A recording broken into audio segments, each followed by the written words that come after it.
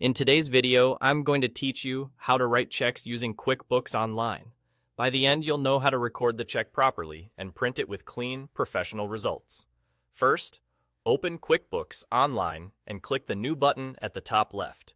This opens a panel of common transactions so you can get right to work without digging through menus. From that panel, choose Check. This tells QuickBooks you're creating an actual check rather than a general expense, which is important if you plan to print it or track check numbers. Now fill out the check details. Start with the payee, the person or business you're paying. Next, make sure you select the correct bank account.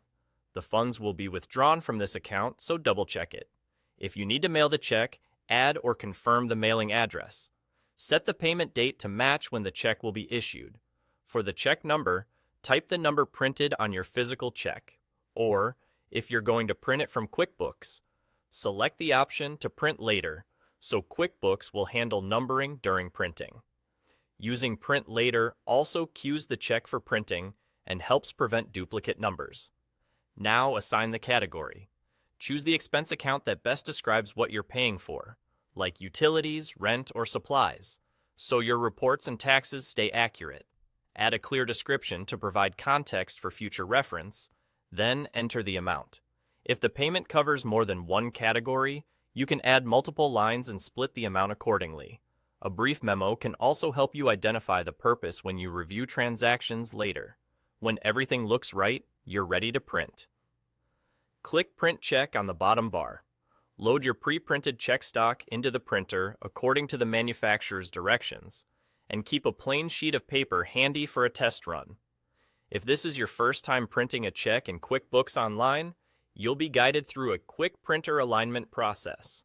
Follow the on-screen prompts to print a sample, compare where the date, payee, and amount land on the paper, and adjust the alignment until everything lines up with your check stock. Taking a moment here saves you from wasting checks later.